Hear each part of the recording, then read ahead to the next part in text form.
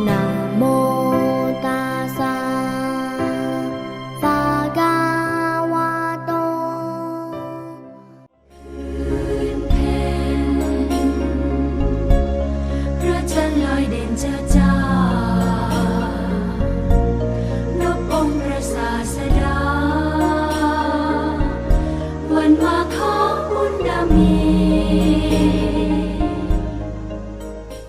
Sáng nay sư phụ cùng với chư tăng đã đi trì bình khất thực trên phố Bangkok. Vậy giờ đây chúng ta sẽ cùng thỉnh thầy để chúng ta xem là các Phật tử tại Thái Lan đã cúng dường quý thầy những gì ạ. Con xin phép thầy ạ. Bà Thắng mở nắp cho em đây.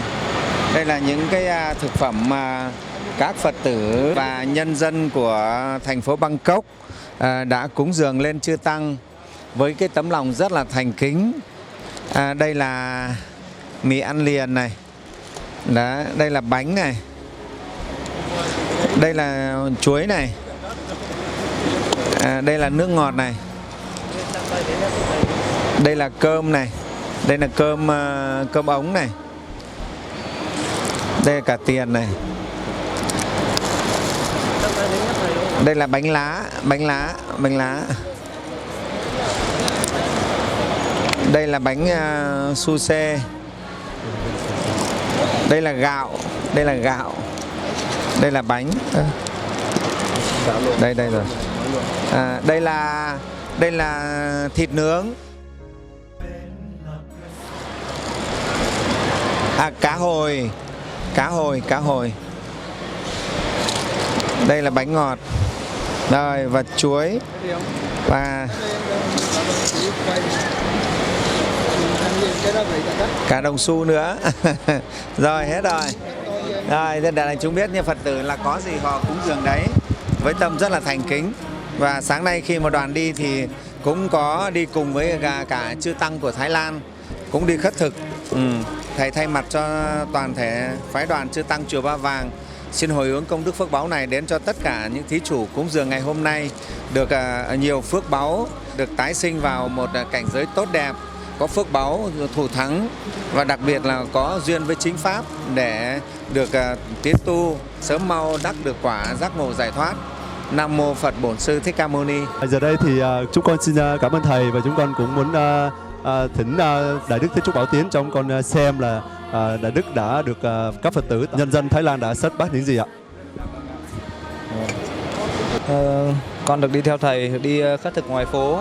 Chúng con rất là cảm động khi thấy mà Phật tử Thái Lan cũng rất là thành kính cúng dường chư tăng. Hoàn toàn sáng nay đi thì cũng nhiều Phật tử cũng rất là bất ngờ. Thì con thấy họ có những cái gì thì họ cúng, có những người không kịp chuẩn bị thì họ cúng một tiền, có những người thì họ vừa ra một suất đồ ăn sáng thì họ chạy ra họ cúng dường luôn bằng chính cái đồ ăn của họ đang định dùng. Mà căn bản là toàn những cái đồ mà con thấy là họ cũng đều mua cho họ để họ dùng, nhưng họ thấy chư tăng họ cảm động quá thì họ không biết như lấy nào họ lấy bằng chính cái đồ họ cúng luôn ạ. Nó mày thầy đến đây hôm nay là nghe phẩm thực mà con nhận được từ thí chủ cúng dường ạ. Mày thầy đây là chuối các mày thầy ạ. Đây là bánh ngọt. Đây là bánh mì. Mày thầy đây là quả cam ạ, cũng rất là nhiều. Đấy, có được một hộp mà cá hồi ạ. Vâng, chắc rồi. Mày thấy đây là hộp chuối, bánh chuối bóc. Mày thấy đây là miến xào theo tầm chắc là toàn đồ ăn sáng của họ đấy ạ. Mày thấy đây là món thịt rang, thịt chiên ạ. Đây là cái nem của họ chia ra. Dạ vâng ạ. Nem họ gói rất đẹp này. Dạ. Đấy, nem họ gói giống như là một cái chậu hoa. Có mình thấy đây là chè. Đây là chè. Đây chè đỗ. Dạ. Đây cũng là chè sen ạ. Đây là cơm ạ. Đây là cơm. Đây là xôi. Đây có người bỏ vào đồng xu đây nữa. Đúng rồi. Vâng. Cho ông cắt, Đại Đức cắt ra phần cái này thì có no không? Còn bạch thầy này chắc ăn không hết, phải chia cho anh em đấy. Có những người chia được ít hơn. Và có những người thì bạch thầy thì tại vì họ chỉ có của họ thôi chứ họ không đủ cho tất cả tăng chư tăng nữa. Nên là có những người thì được nhiều, có người thì được ít, có người món này, có người món kia bạch thầy. họ cũng biết cúng dường đấy, họ Dạ. thấy họ cũng chia đều cho chúng tăng đấy. Con bạn thầy thì trên tinh thần đi khất thực như thế này thì con thấy có cả những cái món mì sống này, những món tâm tình dục như thế, thì con bạn thầy thì trên tinh thần của Phật thì chúng ta sẽ sử dụng nó như thế nào ạ? Nếu đúng tinh thần Phật giáo thì khi đi khất thực thì tùy thí đắc thọ, Phật tử cúng dường cái gì là phẩm thực có thể nuôi sống được thân mạng thì chư tăng đều được phép thọ nhận, kể cả đó là đồ mặn nhưng nó là tam tịnh nhục thì chúng ta cũng đều được phép thọ và phải thọ, không được bỏ đi đó. Và chúng ta tuần tự khất thực, đi từng điểm chứ không phải là thấy ở chỗ nào có đồ ngon thì ta đến, mà ta sẽ tuần tự ta khất thực. Và khất thực như thế gọi là khất thực đúng pháp, như pháp thì chúng ta đều được thọ thực và phải thọ thực cho thí chủ cúng dường để họ được sinh ra phước báu. Con xin chân cũng xin thầy ạ. Xin được hỏi qua chỗ Đại Đức Bảo Thắng ngày sáng hôm nay khi đi khất thực thì Đại Đức đã thấy là cái việc mà đi khất thực thì phước báo của mỗi người được nhận từ sự cúng dường như thế nào ạ? Kính bạch trên thầy, kính thưa toàn thể đại chúng. Hôm nay con được theo thầy, theo đại tăng đi khất thực. Qua buổi khất thực này thì con thấy rằng cái phúc báo của mỗi một người khi nhận được sự cúng dường của mọi người khác nhau. Thì con là người đi sau ông Bảo Sương Bảo Duyệt, thì cách ông tầm khoảng 4 người, 4 sư tăng. Thế nhưng mà thấy những người đi trước với ông ấy thì này cũng không có duyên người ta cúng, nhưng mà đến ông ấy thì này người ta lại cúng cái phần dâng cái phần và vật thực của người ta cúng dường riêng cho ông ấy. Rồi những người đến, những người phía sau thì người ta cũng không có duyên người ta cúng cho những người phía sau. Thế thì con nhận thấy là tuy là chư tăng nhưng mỗi người có một cái phúc báo cúng dường riêng, mỗi người có một cái phúc báo riêng. Con có một cái cảm nhận như vậy, xin thỉnh thầy cùng đại chúng Diệu Phật. Cái đó là cái sự thật nhé. Và duyên và phước mỗi người là có khác nhau. Nhưng mà đi chung trong tăng đoàn thì cũng đều được hưởng cái phước chung của cả tăng đoàn. Vâng ạ, con xin được tri ân trên thầy cũng như là chư tăng. Qua buổi khất thực hôm nay tại thủ đô Bangkok của đất nước Thái Lan thì thầy cũng đã thấy khi mà một thí chủ họ cúng dường, họ cảm nhận được cái sự cung kính đối với chư tăng. Họ đã mang vật thực hoặc là mang tình tài, họ ra họ cúng dường.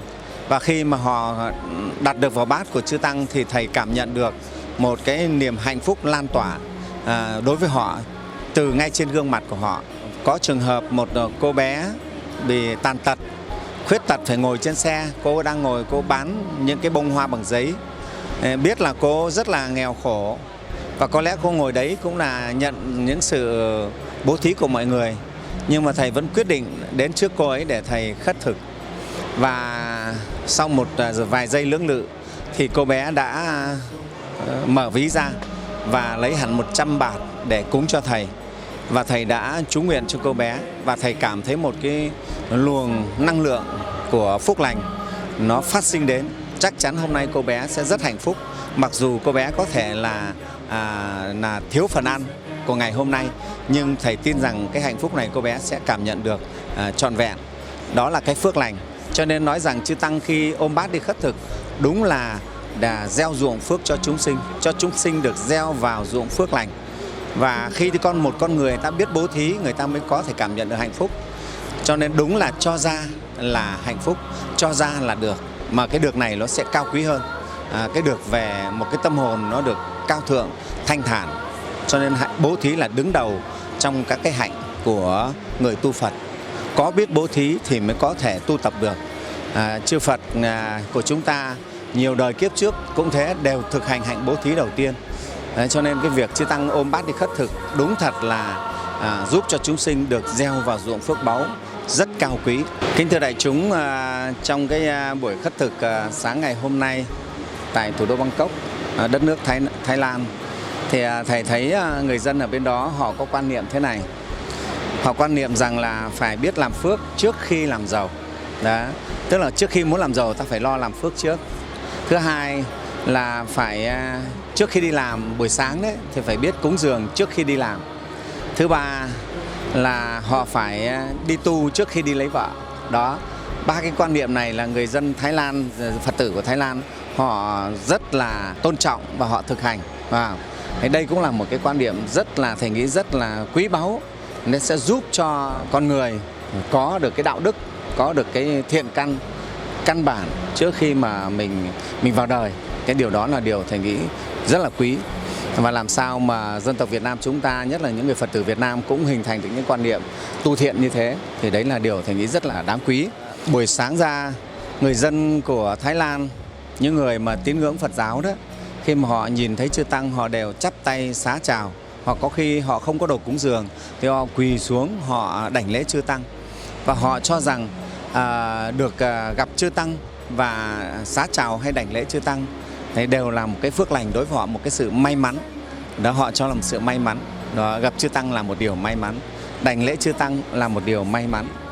Và kính thưa đại chúng, đây là cái tràng hoa mà Phật tử họ dâng lên cúng dường, gồm có hoa nhài và hoa cúc. Nó không phải là cái đồ ăn được, nhưng với tất cả lòng thành kính của Phật tử người Thái Lan, người ta đã dâng lên cúng quý thầy với cái tâm rất là thành kính. Thầy nghĩ nó rất là giá trị. Đây là những hương hoa của Đức Hạnh họ dâng lên cúng dường. Thầy rất mong là ở Việt Nam chúng ta, nhất là miền Bắc, phía miền Bắc Việt Nam, pháp khất thực của chúng Tăng sẽ được tiếp tục thực hiện. Chư Tăng được quyền đi khất thực, đi thọ nhận sự cúng dường của Đàn Na Thí Chủ, làm dụng phước điền để cho đem thêm nhiều phước lành cho dân chúng, cho chúng sinh. Đó là điều thầy mong muốn và muốn gửi gắm tới tất cả nhân dân, chính quyền, Phật tử Việt Nam.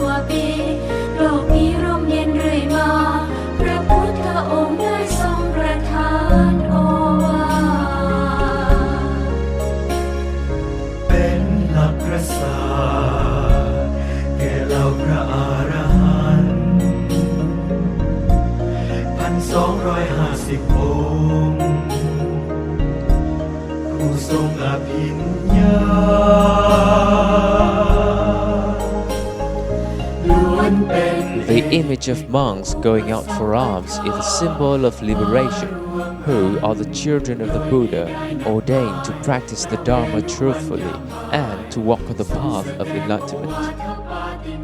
Even though some of them have not totally left afar of all constraints, their minds are looking forward to being free from 5 desires and practicing living a peaceful life, which already greatly benefits many sentient beings. Alms can be defined as begging for food, but perhaps none of us thinks that the Buddha went out for alms just for food, since he was descended from the position of a crown prince in a wealthy country. His Sangha didn't go down the street to perform or crave for fame, because it was not the place to seek for illusory fame. It was the condition for the elimination of ego and the appetite, for the practice of selfless mind and making advancement on the path of liberation from samsara. Alms round in the tradition of all Buddhas of 3 times. The Buddha also said that he had to inherit this tradition. Today, the wish of Thầy Thích Trúc Thái Minh, as well as of the Sangha and the 4 groups of disciples at Ba Vàng Pagoda, is that Buddhists need to inherit and be inherited this tradition and uphold it to benefit themselves and others. However, we don't have enough conditions in Vietnam, especially in the northern area, because the authorities hasn't allowed monks to go down the streets for alms. So at Ba Vàng Pagoda, monks and nuns, in accordance with their conditions, go for alms every Sunday morning within the campus of the pagoda to partially revive this noble tradition as well as to satisfy the wishes of all Buddhists and people.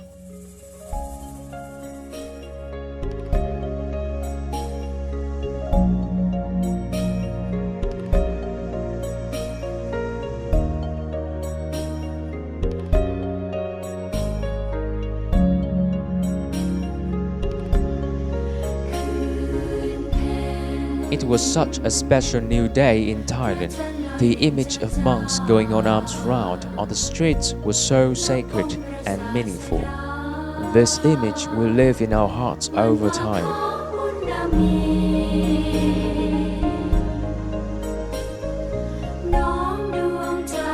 Arms round is a method of practicing the Dharma for monks. Let us hope and wait to see more of those beautiful, meaningful, and noble images in Vietnam, a Buddhist country in the near future. เป็นหลักประสาทแก่เหล่าพระอรหันต์1,250 องค์ผู้ทรงอภิญญาล้วนเป็นเอหิภิกขุอุปสัมปทามารวมกันโดยมิได้นัดหมายณเวลุวันยามบ่ายทรงแสดงโอวาทปาติโมกข์